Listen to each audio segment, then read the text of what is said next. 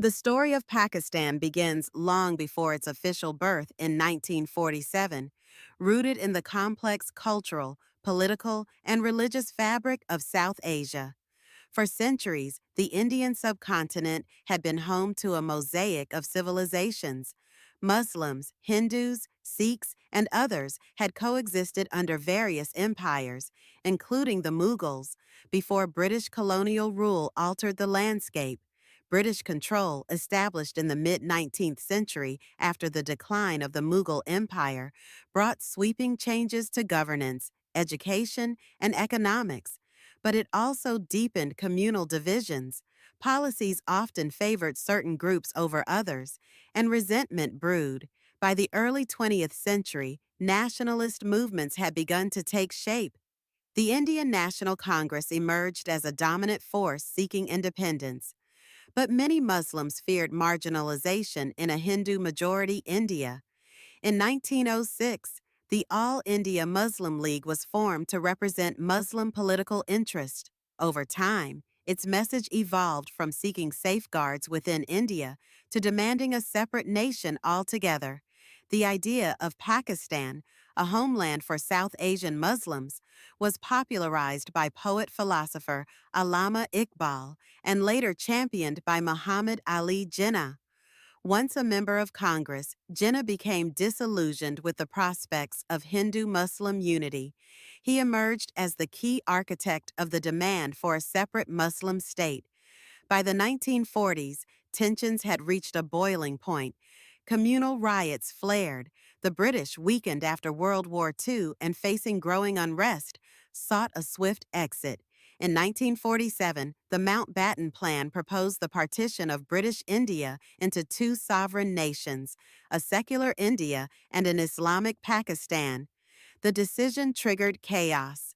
The boundaries, drawn hastily by British lawyer Cyril Radcliffe, split communities, villages, and even families. As people scrambled to reach the side they considered home, violence erupted on a massive scale. It was one of the bloodiest upheavals in history.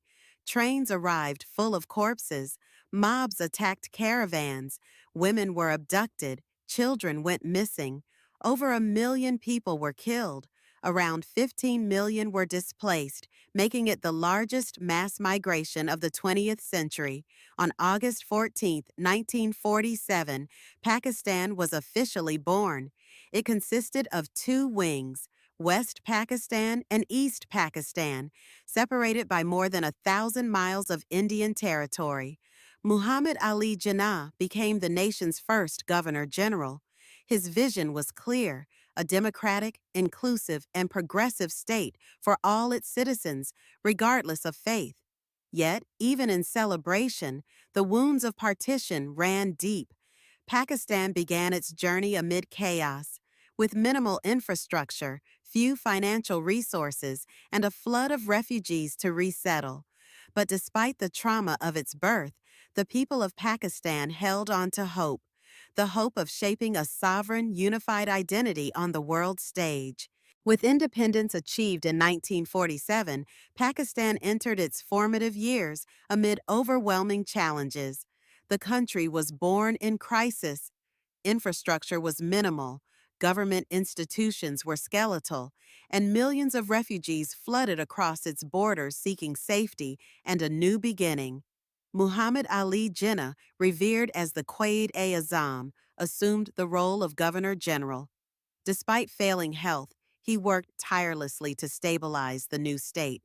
Jinnah's vision was inclusive, a democratic Pakistan where religion would not determine citizenship or status.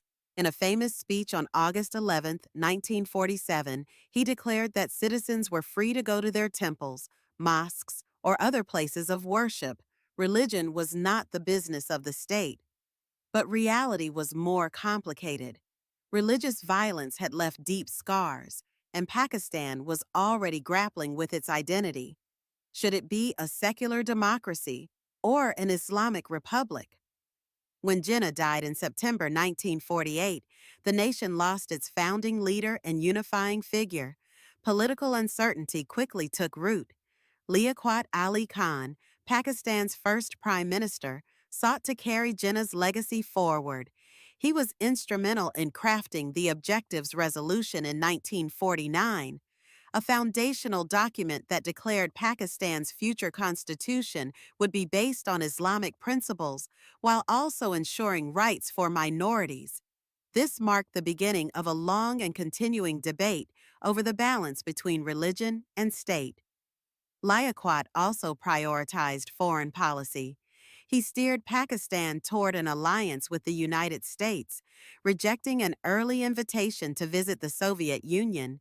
This decision would shape Pakistan's Cold War positioning for decades. Despite his efforts, domestic tensions grew. Ethnic divisions, especially between East and West Pakistan, began to strain national unity. While Urdu was declared the national language, it sparked protests in Bengali-majority East Pakistan, where people demanded recognition of their own language. This early rift would deepen over time. In 1951, tragedy struck again.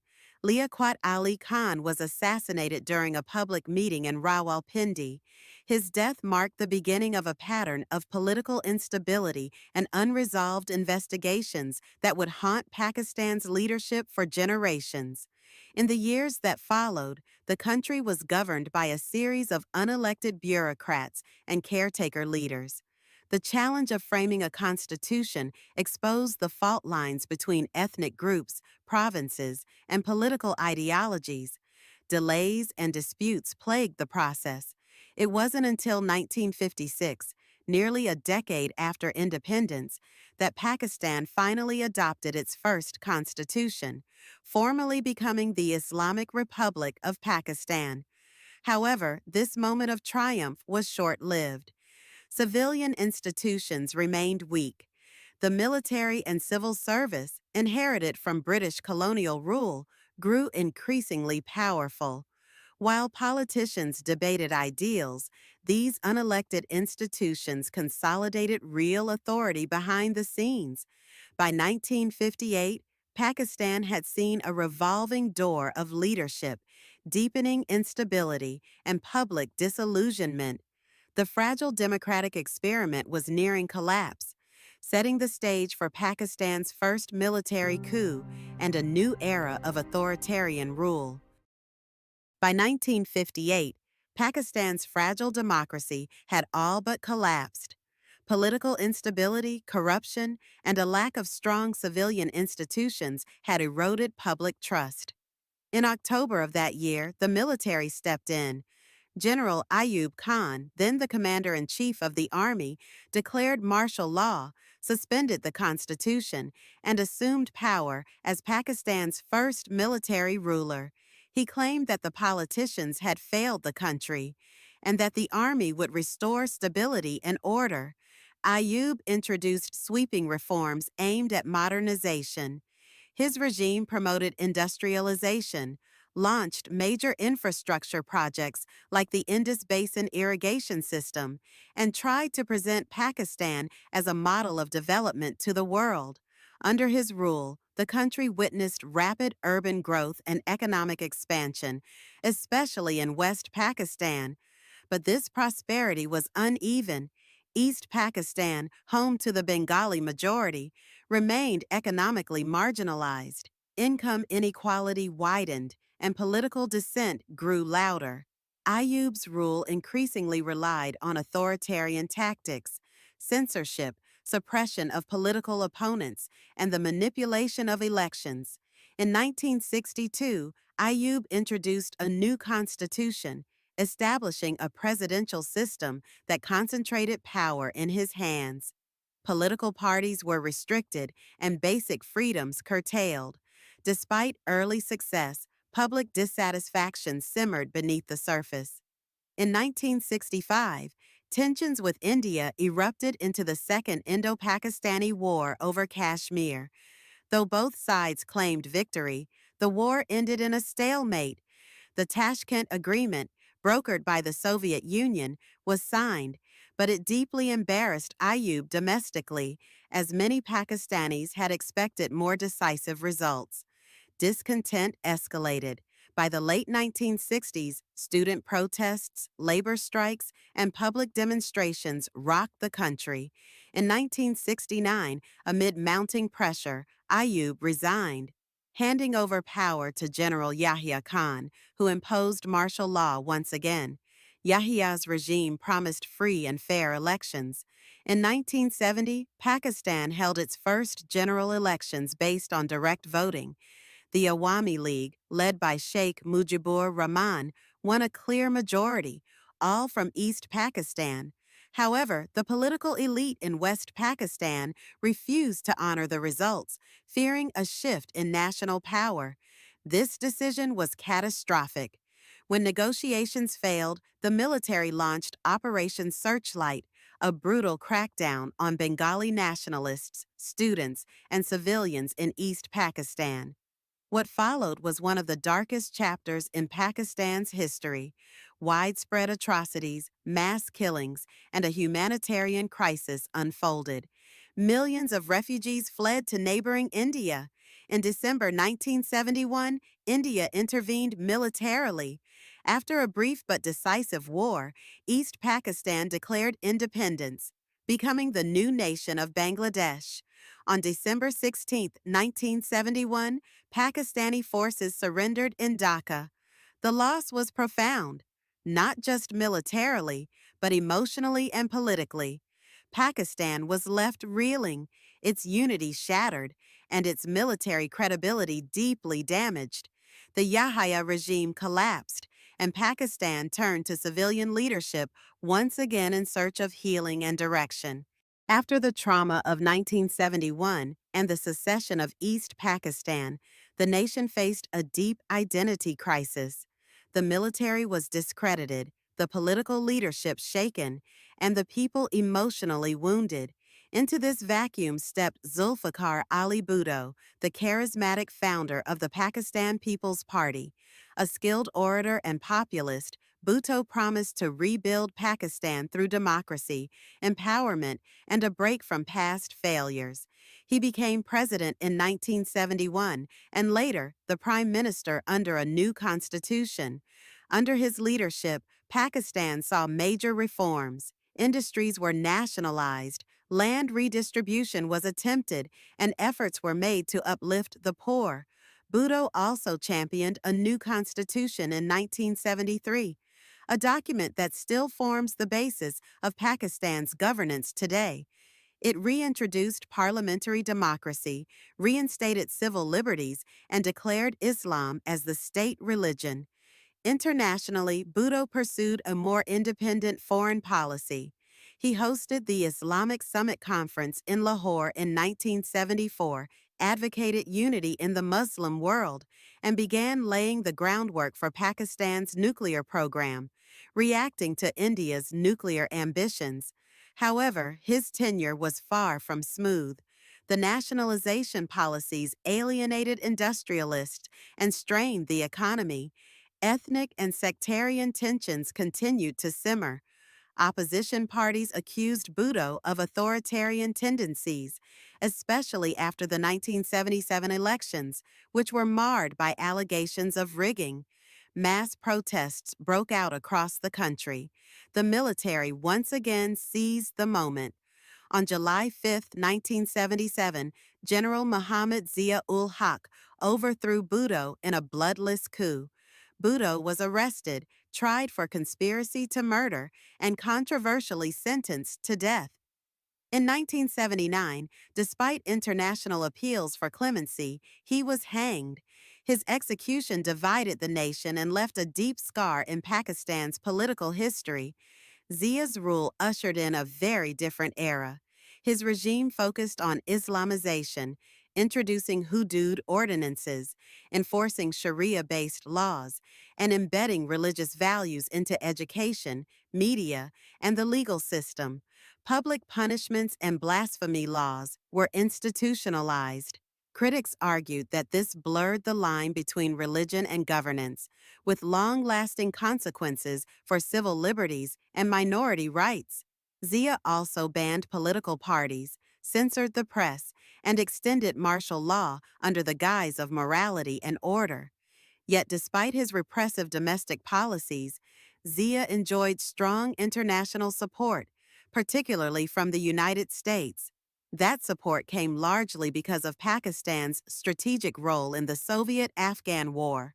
Following the Soviet invasion of Afghanistan in 1979, Pakistan became a frontline state.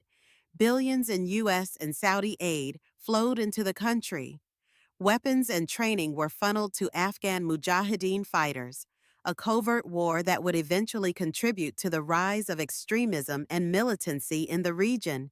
Pakistan also hosted millions of Afghan refugees and became entangled in a complex web of geopolitics, intelligence operations, and ideological battles that extended far beyond its borders. Despite promises of returning to democracy, Zia repeatedly delayed elections. His grip on power remained firm for over a decade. Then, in August 1988, tragedy struck. General Zia's plane mysteriously crashed, killing him and several top officials. The cause was never fully determined, giving rise to conspiracy theories that persist to this day. Zia's sudden death marked the end of Pakistan's longest period of direct military rule and opened the door once again for a return to democratic governance. With the 2008 elections, Pakistan returned once again to civilian rule. The Pakistan People's Party, led by Asif Ali Zardari, the widower of Benazir Bhutto, formed a coalition government. His presidency marked the first democratic transition of power in decades, but the challenges were formidable. Terrorism surged. From urban centers to tribal areas, Pakistan faced near-daily attacks by extremist groups, including the Pakistani Taliban. The military conducted large-scale operations in Swat and Waziristan, while U.S. drone strikes in the Northwest complicated domestic politics.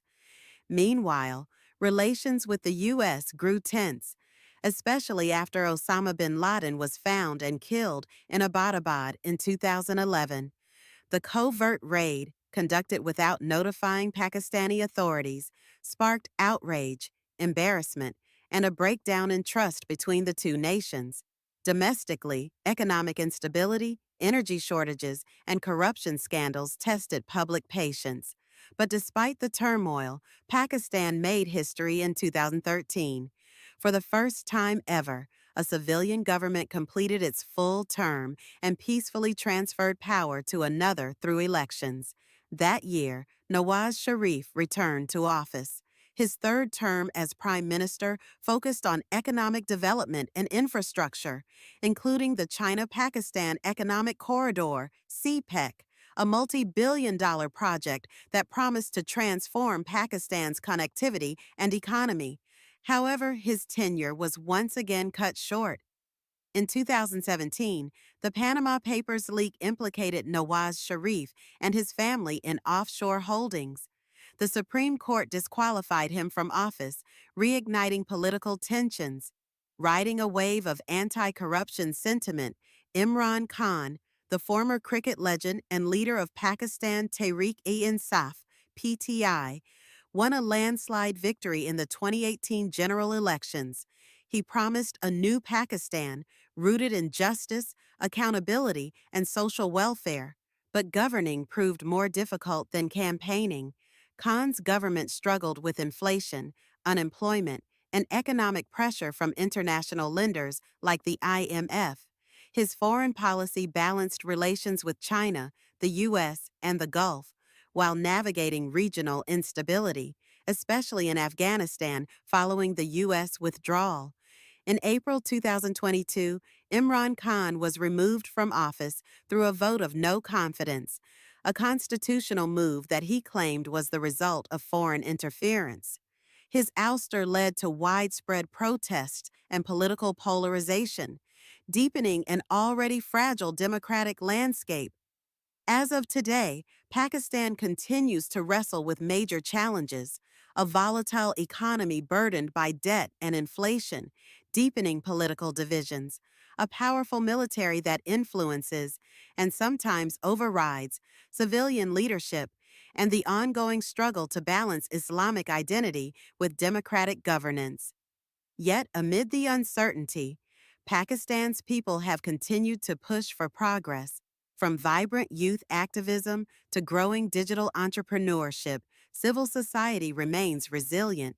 The nation's journey, from partition to present, has been marked by adversity and ambition, setbacks and breakthroughs. Its future, as always, will depend on its ability to learn from the past while imagining something better.